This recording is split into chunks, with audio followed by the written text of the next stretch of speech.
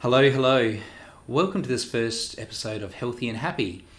In this series, we'll meet a bunch of people with big hearts who are inspiring and supporting everyday people to live extraordinary lives. I'm your host, David Clayton, a remedial massage therapist and owner of Myomasters massage here in Adelaide. And I'm joined here today by Kelli Kieselbach, who is a naturopath and clinical nutritionist. Welcome, Kelli. Thank you. Kelli and I have been talking about this in the first of a range of exciting conversations featuring questions that you have already been asking. And as we go on, if there is a burning question that you have for Kelli, why not pop it in the comments below and we can answer it in future episodes together. Now, before we get into what you do, Kelli, can you tell me a bit more about you? Sure. Yes, as you mentioned, I am a naturopath and a clinical nutritionist.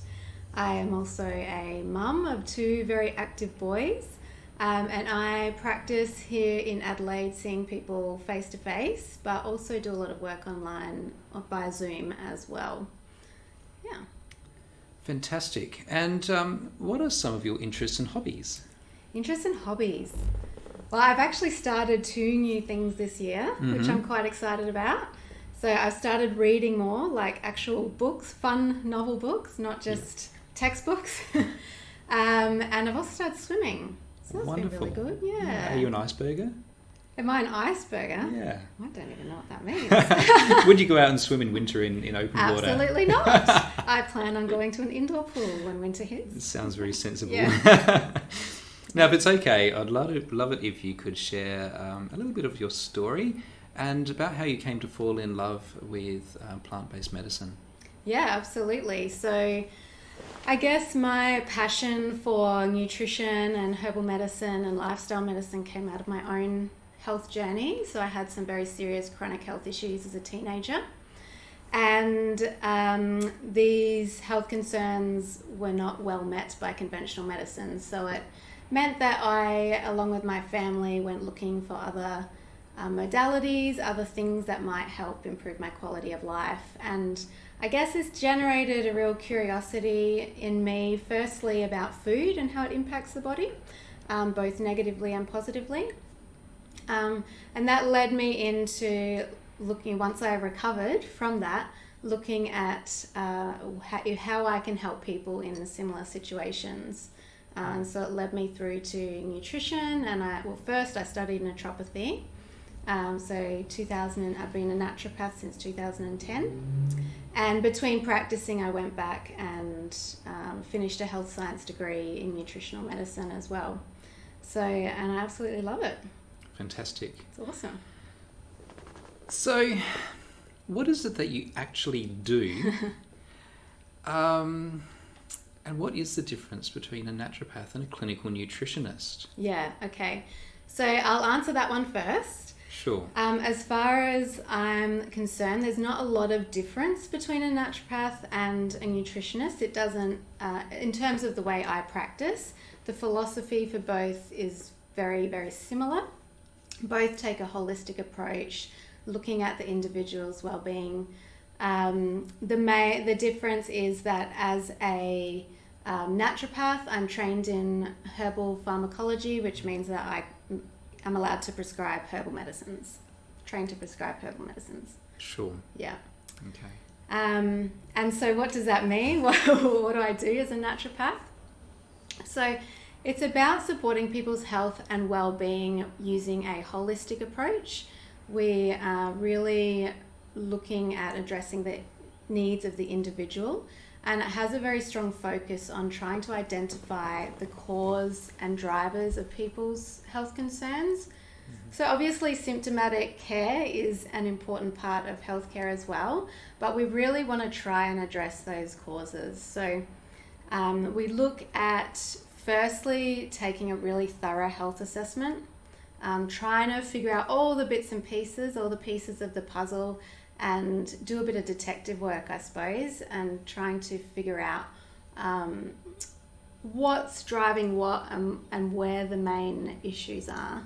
And then from there, we look at supporting someone by making small sustainable changes through their diet, through their lifestyle.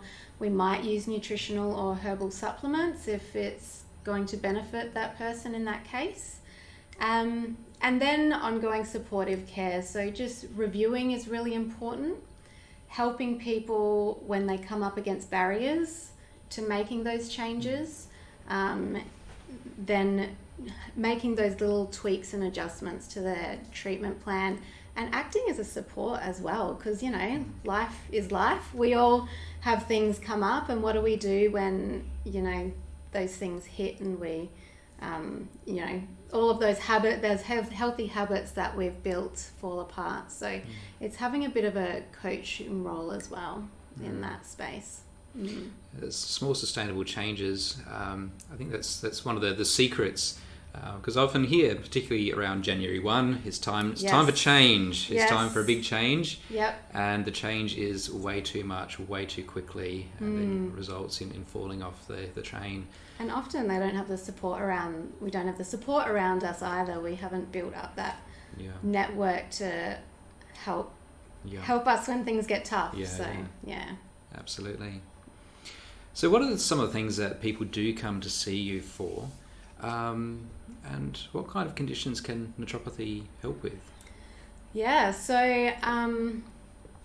a whole range of conditions can be helped by naturopathy. So some of the things that people come and see me for, it might be skin conditions, so eczema, psoriasis, acne, thyroid disorders, a lot of women's health issues, so things like PCOS and endometriosis, menopause. I have a particular interest in pain and fatigue management. So I do actually see a lot of people with fibromyalgia, chronic fatigue syndrome, post-viral syndrome as well. And heaps of digestive health and mental health issues as well, stress and anxiety, IBS.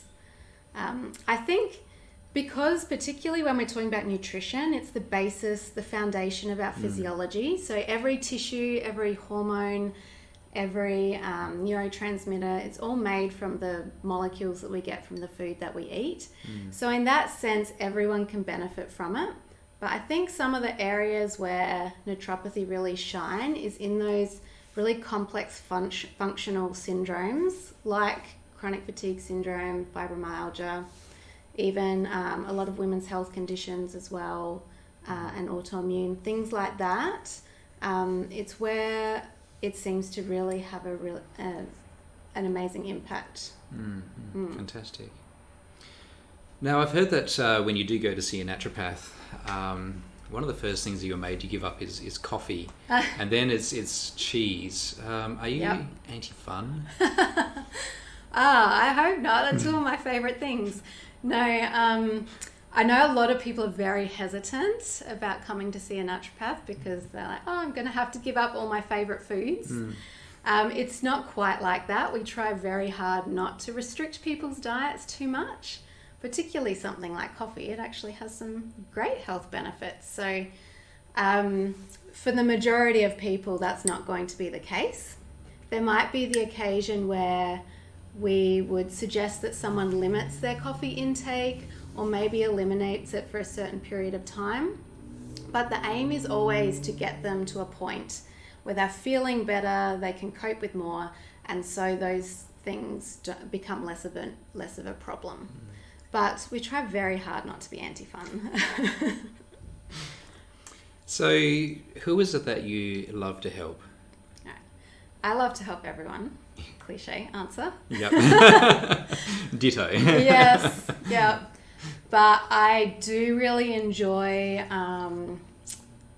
working with people with the like chronic fatigue syndrome, post-viral syndrome, fibromyalgia. I think it's an area that people find very difficult to get good support. And whilst I have no magic cures, I'm very passionate about how important nutrition and herbal medicine and lifestyle changes can help to improve someone's quality of life, and how naturopathy can give someone a safe space to be heard and believed, and in a compassionate environment. I think that's really important for those types of multi-system conditions. Yeah, absolutely. Do you have a favourite snack or treat? Well, I can't go past dark chocolate. I love dark chocolate, and I eat dark chocolate most days. I'm not ashamed to admit that. Excellent. You're in good company. Yeah. Promote the health benefits highly, just to convince myself. No. I do love dark chocolate. I love mangoes. I love, mango season. Yeah. Yeah, although they're very expensive They down are. here. Little sweet, sloppy snack. Yes. Yep. Yeah. I remember giving my son a frozen mango seed when he was teething. Oh, yes. Couldn't get enough of it. Yeah. What a good idea. Yeah, would have loved that. So what is one thing that you are noticing right now that perhaps you could all do better in? And what do you suggest? One thing. Making this very difficult for me. Okay. Well, on the nutrition front, one thing that we could all and should all be doing better at is eating more vegetables. Probably no surprise to anyone listening, but actually in a recent Australian Institute of Health and Wellbeing report suggested that 86% of women and something like 95% of men were not meeting their vegetable recommendations. So I would definitely say that's something we should be focusing on. Not just at dinner time? Not just at dinner time, no. Oh, that's a real chore if you're trying to get 5 or 6 serves of veggies at dinner. Yeah. So spreading them out throughout the day can be done. So I see some people and they're on this chicken and broccoli diet and they'll have to eat 6 times a day.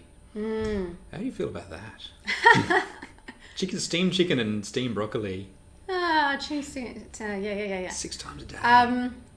So usually people do it as a form of, they've got some goal in mind, some physique goal in mind, but I think for our general health, it's probably not the best idea.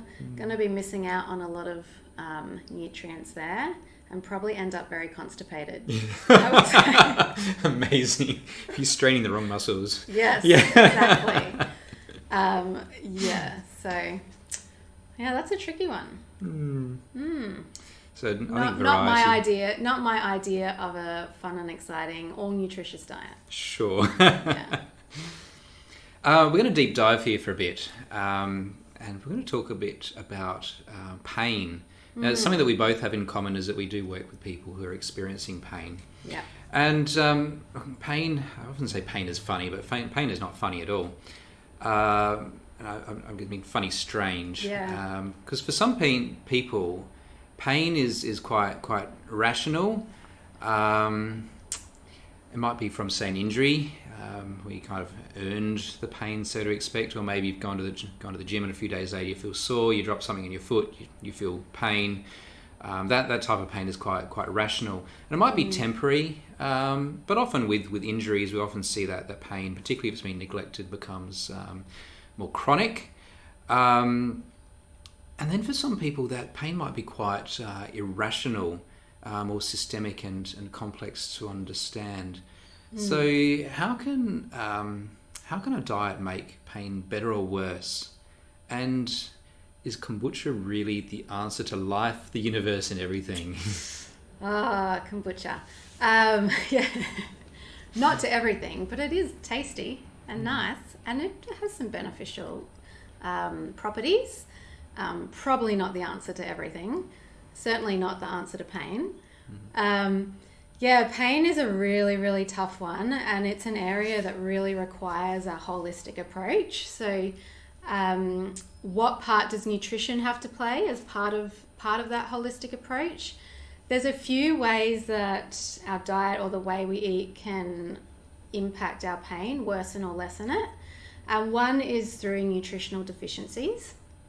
So there are some nutritional deficiencies particularly that are linked with increased pain or pain intensity, or they are more commonly seen in people with, say, fibromyalgia. Things like vitamin D, omega-3, iodine, calcium, magnesium. and probably some big ones. So that's the first area. If you're not getting those nutrients through your diet or not meeting your demands, that's going to exacerbate any pain that's there or change the way you perceive the pain. Secondly would be around inflammation. And this can depend a bit on the type of pain as well as to how significant this is.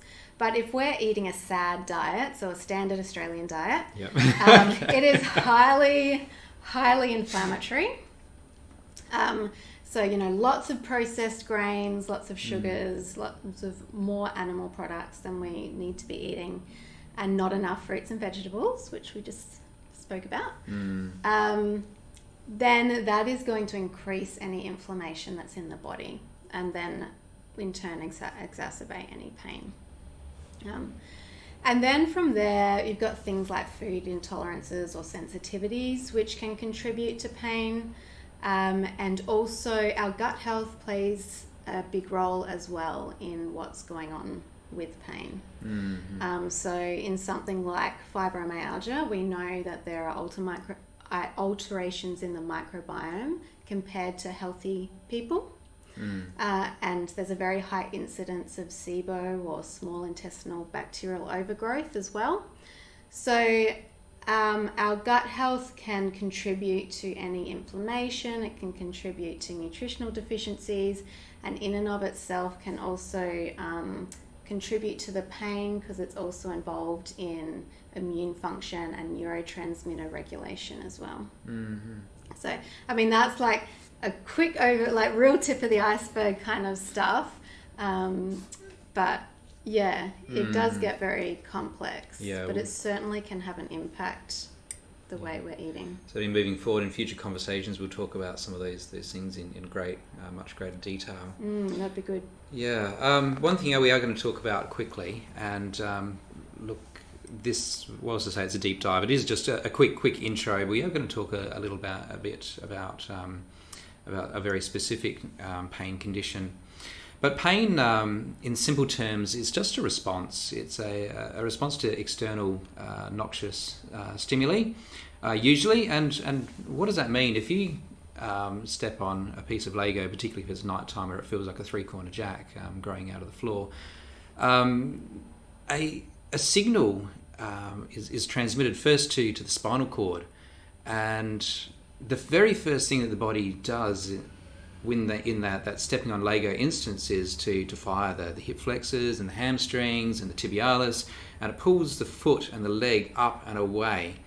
Then the message keeps on going up to the brain through special pain receptors called nociceptors, where it's then met at a special point in the brain, the thalamus, which is then sent off to various other parts of the brain for processing.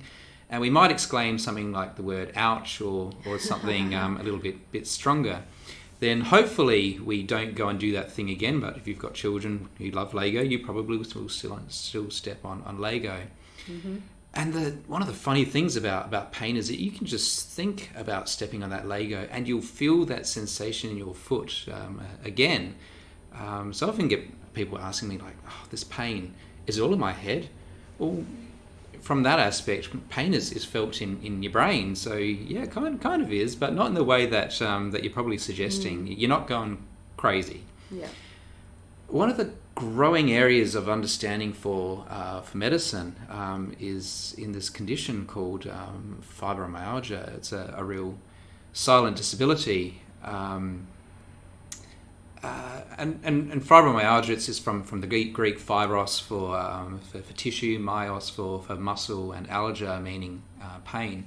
It's a complex and systemic condition with widespread multiple tender points, joint stiffness, often accompanied by fatigue, mood changes, depression, anxiety, sensitivity to light and sound, and the whole gamut of really complex interacting things. Sometimes it's triggered by an illness, sometimes from a traumatic event, including an accident or from a chemical exposure. But being a syndrome, it's complicated and frustrating because to a medical professional looking at that person, there's no one consistent symptom. or no one consistent event, not like spraining your ankle, which there's obvious pain patterns and there's an obvious history of this is how it happened. So if you are watching today and you do have fibro, just keep in mind that this is super general. Yeah. And we will talk about it in detail another time. But when it does come to something like fibromyalgia, what are you witnessing, and what might treatment look like for someone with a fibro diagnosis? Yeah, so what am I witnessing with fibro clients? One thing that I notice a lot, I think I can pretty much say 100% of my fibro clients, there's always an element of digestive disturbance. So they're often really accompanied by those digestive symptoms. Not saying that's 100%, that's just 100% of the clients I've been seeing. But so there is a real strong link there with that digestive and the pain aspect as well. I think the other thing that really is really noticeable and that upsets me a little bit is that often, they finally get a diagnosis that it could have taken years to actually get. And then they're just told there's nothing you can do about it. Go home, just manage the pain and do the best you can. And usually that involves some fairly significant pharmaceutical pain medication, which is okay in some instances. But then there's no sort of tools or direction about how to manage their illness beyond that point. I think it's good for people to know there's a lot of areas that you can explore. And even though there's no cures, definitely, and that the research is still quite young and developing in this area, there is a lot that we can already start to draw from. And so looking at, exploring some of the key drivers in a person's situation. And as you said, with a syndrome like this, it's not that this cause equals this symptom or this condition. It's often a little bit different, or could be multiple factors for each person. So it's about, looking at what those drivers might be for that person and being able to support them to get some better quality of life and have some relief from symptoms. And what might treatment look like? So with that in mind, a lot of things that we would look at with someone with fibro is what's going on with their gut. So that was often a good starting point. We might do some functional testing to get some further investigation to see if there's anything that can be addressed there. And we also would be looking at nervous system support and trying to help with that stress response regulation. Beyond that, hormones can play a role as well, particularly in women. It's very common for women around perimenopause to get a fibro diagnosis. And so we might be looking at supporting or balancing the hormones there. And immune function, even though it's not an inflammatory condition, there is some evidence of inflammation which contributes to symptoms. And not just the symptom of pain, but all the coexisting symptoms. So as you mentioned, fatigue, anxiety, migraines are a big one. Gut symptoms are a big one. So, and it's always about working with the client to make sure it's doable for them. So I don't want to give them, say, go and do this 50 things, particularly for someone who's on an energy budget, is not going to work. So it's about trying to work where they're at and make the changes that are reasonable for them to make at that point. And then usually there's, some diet, moving towards anti-inflammatory diet. We might use there are some really great research around certain nutrients and pain to give them a little bit of relief. We help with, supporting the gut and doing some nervous system lifestyle things to support the nervous system as well. Yeah. I don't know if that answered your question. I think it's a question which is never going to be completely answered anyway. No. And it will look slightly different for each person because each person will have more, one driver might be more dominant than the other, and their needs will be slightly different. It's one of those things that's my clients who come to me saying that they have a fibro diagnosis has often happened quite late in their life as well. So they've been living with this thing, not knowing what it is, but it's around that sort of 35 to 44 age group that someone goes, oh, perhaps it's this, or finally a referral is made. And I think one of the frustrating things is that within the medical fraternity there are, and this is not isolated to fibromyalgia, but many conditions, there's some doubt as to whether it exists at all. Just purely from that aspect, there's no consistent cause or symptom. And so for a person presenting saying, why do I feel this way, and just being told it's all in your head, have you tried meditation? You can understand that they might be a little bit frustrated. And for me, it's a really important part of care to acknowledge that often by the time people are sitting in my office, they've usually done the rounds of a whole bunch of different practitioners, and not all of those experiences will have been positive. And understanding, I mean, with any chronic illness, there's also a lot of grief and loss there as well. So it's really important to acknowledge that as part of the treatment process, and if they need further care, support in that area, then that's something we bear in mind as well.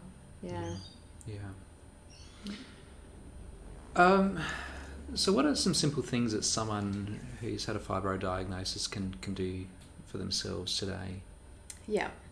So I think a really good place to start, as part of whatever else they're doing already, is to be quite intentional about implementing some things in their day and or week that really help to tone the nervous system down and help regulate that response.